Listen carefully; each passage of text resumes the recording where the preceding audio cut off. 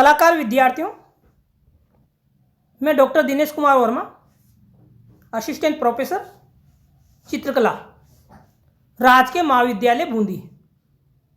विद्यार्थियों, मैं आज आपको कंपोजिशन के बारे में बताने जा रहा हूं।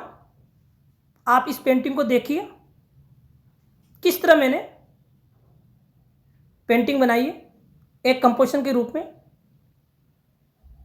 विद्यार्थियों, कंपोजिशन बनाने के लिए आपको किसी एक विषय को लेकर, जिस विषय पर आप कंपोजिशन बनाने जा रहे हो, उस विषय को लेकर अनेक प्रकार की रूपाकृतियां स्केच फाइल पर अंकित कीजिए।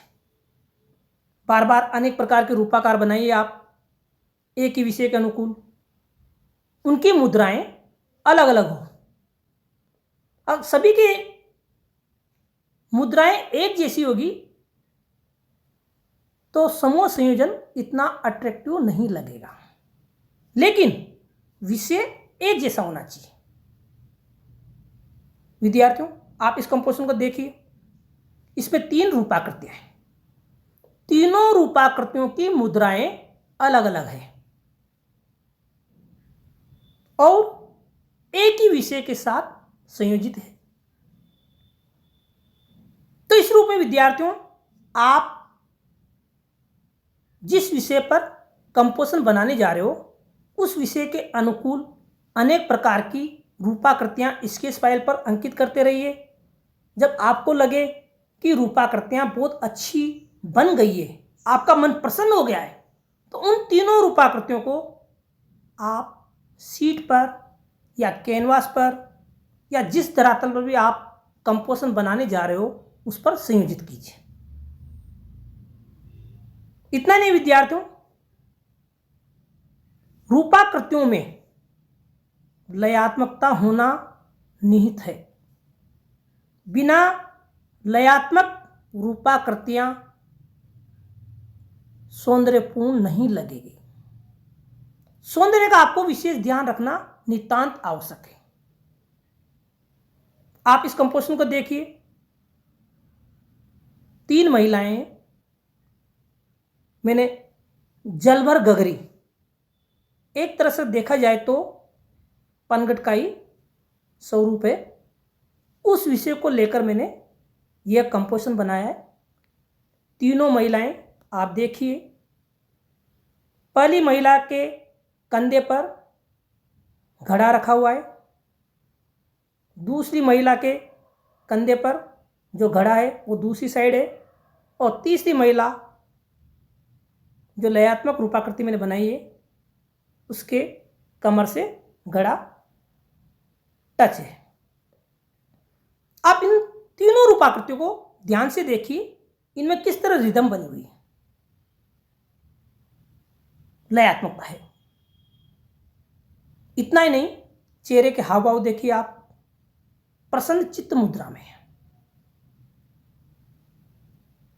घरेलू कार्य के लिए पानी लेके आ रही है, कंधे पे बोझा होने के बावजूद भी मन की प्रसन्नता है। आप इनके चेहरे के भावों के साथ साथ बॉडी की रचनात्मकता देखिए। आप चेहरे में मैंने रचनात्मक रूपों को अंकित किया है, अनेक प्रकार के आकार अंकित किए। आप देखिए, इनके आंखें देखिए किस तरह रचनात्मक बनी हुई है, नोज देखिए आप, लिप्स देखिए आप इनके। तीनों महिलाओं में किस तरह मैंने अलग अलग कलर किए हैं, भावों के अनुकूल कलर किया गया है। आकारों में रूप के अनुकूल सामंजस्य है। कंपोजिशन में आप सामंजस्य का भी विशेष ध्यान रखिए। जो आकार प्रकार आप बनाओगे वह समूह संयोजन के अनुकूल सामंजस्यपूर्ण होना नितांत आवश्यक है। अगर आकृतियों में सामंजस्य नहीं होगा तो कंपोजिशन बिखर जाएगा। इतना ही नहीं, रंगों में भी सामंजस्य होना आवश्यक है। आप देखिए इसमें किस तरह मैंने गर्म और ठंडे कलर का संयोजन किया है। ज़्यादातर मैंने इसमें गर्म कलर यूज किए हैं। आप बॉडी का पार्ट देखिए, हम रियलिस्टिक फॉर्म बनाते हैं, उसमें बॉडी ऐसी नहीं होती, चेहरे ऐसे नहीं होते, कमर के हाव भाव रियलिस्टिक होते हैं, 3 डायमेंशन का इफेक्ट होता है। मैंने इसमें आकारों को इस तरह नियोजित किया है कि संपूर्ण आकार प्रकार एकता के सूत्र में निहित होकर रूपाकृति को दर्शा रहे हैं। आप देखिए इनकी बॉडी के अंदर मैंने किस तरह छोटे छोटे टुकड़े कर रखे हैं, अलग अलग कलर है, लाइट डार्क शेड का इंप्रेशन दिखा रखा है। ये मॉडर्नाइज फॉर्म है। आप रचनात्मकता को अपनी इच्छा के अनुसार या रचनात्मकता के साथ आप विभिन्न प्रकार के रूपों को अपनी इच्छा के अनुकूल संयोजित कर सकते हो। आप कमर का स्पेस देखिए, इसमें किस तरह महिलाओं की कमर बनी हुई है, लयात्मक है। कंपोजिशन में लयात्मकता बहुत ही आवश्यक है। जब तक कंपोजिशन में लय नहीं होगा तो दृष्टा की निगाह एक स्थान पर केंद्रित रहकर रह जाएगी। आप देखिए किस तरह कोई भी दृष्टा इस कंपोजिशन को देखेगा तो तुरंत वो कभी इस आकृति पे, कभी उस आकृति पे, कभी उस आकृति पे, कभी इस रूप पर उसका ध्यान इधर उधर घूमता रहेगा। लेकिन मैंने इसमें केंद्रीयता का भी पालन किया है। मुख्य आकृति बीच में है, आप देखिए किस तरह उसको निकाला गया है। इतना ही नहीं, मैंने विषय को भी प्रमुखता से अंकित करने का इसमें प्रयास किया है। आप दूसरी महिला को देखिए, बीच वाली जो मुख्य बनी हुई है। कपड़े मैंने वैसे नहीं बनाए जिसे रियलिस्टिक दिखाई देते हैं। कपड़ों में भी मैंने रचनात्मक प्रयोग किया है। रूपों के अनुकूल आकार प्रकार किस तरह मैंने अंकित किए, आप इसको देखने का प्रयास कीजिए। हाथों में आप कलर देखिए, light dark shade, modernise colour है। आप इनके लहंगे वगैरह देखिए, ओढ़नी देखिए, ओढ़नी में किस तरह लयात्मकता दिखाई, फॉर्म के अनुकूल ओढ़नी किस तरह लहराती हुई दर्शाई गई है। टांगों की रिदम देखिए आप इसकी।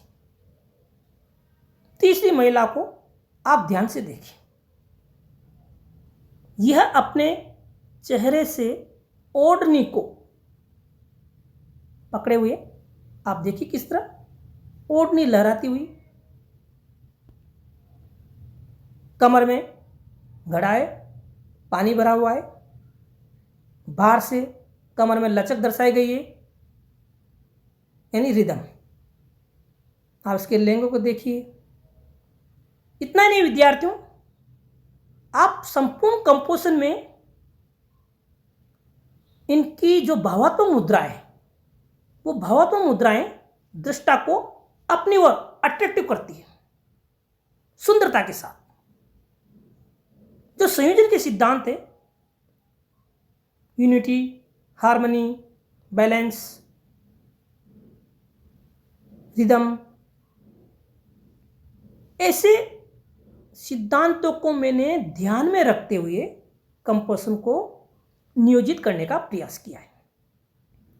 रूपों में रचनात्मकता तो है ही, साथ ही मैंने बाह्य स्पेस, जो पॉजिटिव स्पेस है, पॉजिटिव स्पेस के अलावा जो बाह्य स्पेस है, बैकग्राउंड का जो हिस्सा है, यानी उसको हम नेगेटिव स्पेस बोलते हैं, उसको भी मैंने रचनात्मकता के साथ अंकित किया है। और उसी के अनुकूल मैंने रंग निरूपण करने का प्रयास किया है। आप देखिए बैकग्राउंड में किस तरह मैंने अलग अलग कलर किए, बाह्य स्पेस उसी के अनुकूल दर्शाने का प्रयास किया है। बाह्य स्पेस और पॉजिटिव स्पेस दोनों का मैंने सामंजस्य बिठाया है, यानी दोनों में एक तालमेल है। यानी कि बाहर का ज़्यादा अट्रैक्टिव हो गया या पॉजिटिव स्पेस ज़्यादा अट्रैक्टिव हो गया, ऐसा नहीं है। दोनों में सामंजस्य होगा तो रूपाकृतियाँ इस बाती निरूपित होते हुए दिखाई देगी कि दृष्टा स्वतः ही उसकी ओर देखते ही आकर्षित हो जाएगा। अगर किसी प्रकार का एक स्पेस ज़्यादा हेवी हो जाता है, यानी संतुलन के नियम को हम ध्यान में नहीं रखेंगे, तो कंपोजिशन का जो समूह संयोजन है वो बिखर जाता है। संतुलन होना भी नितांत आवश्यक है।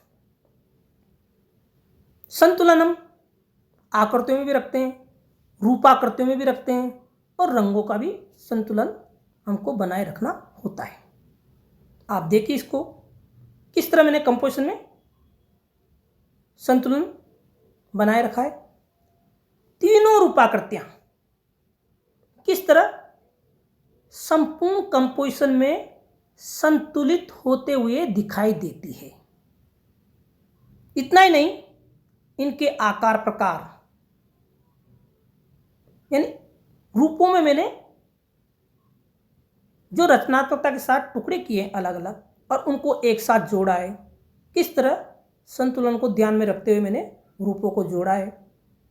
उन्हीं के अनुकूल मैंने अलग अलग आकारों में जो कलर किए हैं उनमें संतुलन बिठाने का प्रयास किया है। आप लहंगे में देखिए किस तरह लहंगे में अलग अलग छोटे छोटे आकार बने हुए हैं। उन सब आकारों को इस कदर संतुलित किया है कि संपूर्ण आकार प्रकार एक साथ नियोजित होकर उस रूप की अभिव्यक्ति में सहयोग प्रदान कर रहे हैं। सहयोग भी कंपोजिशन के लिए नितांत आवश्यक है। विद्यार्थियों, आप जब भी कंपोजिशन बनाओ तो संयोजन के सिद्धांतों को सामने रखकर ही आप कंपोजिशन को कंप्लीट करो। बार बार स्केचिंग बनाओ, अनेक प्रकार के रूपाकार बनाओ और उन सबको संयोजन के सिद्धांत के अनुकूल संयोजित करो, उसमें कलर करो।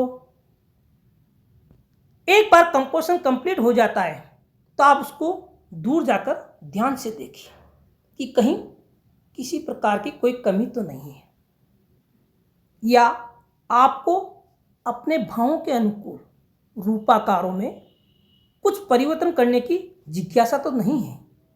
क्योंकि कंपोजिशन में आप अपने भावों के अनुकूल नए रूपों का संचार करते हो। आत्मा नाम संस्कृते इति कला, जो आत्मा को ससंस्कृत करे वही कला है। यानी आप अपनी कला में अपने अंतर्मन से उपजे रूपाकारों को अपनी इच्छा के अनुसार संयोजित कर सकते हो। एक अच्छा संयोजन तभी बनेगा जब आप रूपों में रचनात्मकता के साथ अनेक प्रकार के आकार प्रकार को ठीक तरह से संयोजन के सिद्धांतों के अनुकूल संयोजित करोगे। विद्यार्थियों, अच्छी कलाकृति बनाने के लिए हमको साधना की नितांत आवश्यकता है। हम जितनी साधना करेंगे कला में, जितनी ज़्यादा स्केचिंग करेंगे, जितनी ज़्यादा पेंटिंग बनाएंगे, बार बार स्केचिंग करेंगे, बार बार अनेक प्रकार के रूप आकार प्रकार बनाएंगे, बार बार उनको संयोजित करेंगे, अलग अलग विषय को लेकर आप अनेक प्रकार के रूपाकार अंकित करोगे और फिर उनको ड्रा करके कलर करोगे। जो स्केच आप एक बार बना देते हो, ये जरूरी नहीं कि उसमें एक ही बार कलर करके कंप्लीट कर लिया जाए। आप एक ही स्केच को अनेक प्रकार से विभिन्न रंग निरूपण की टेक्निक के साथ कलर कर सकते हो। एक ही स्केच बार बार अलग अलग कलर करने से अलग अलग कंपोजिशन हो जाएगा। कलर की अनेक प्रकार की वैरायटी के बारे में आप जान पाओगे। जब तक आप कलर के बारे में ठीक तरह से नहीं जानोगे, तब तक विषय के अनुकूल आप अच्छा कंपोजिशन नहीं बना पाओगे। तो कलर के बारे में भी आपको बहुत गहराई से जानना नितांत आवश्यक है। आप भावानुरूप रंगों का प्रयोग कर सकते हो। जैसे विंसेंट वान गो जो कलाकार था, उसने जो पेंटिंगें बनाई, उन पेंटिंगों में भावों के अनुकूल रंग निरूपण किया है। उनके रंग बोलते थे। आकृतियों के साथ साथ रंगों का जो सामंजस्य था वो बहुत ही अट्रैक्टिव था।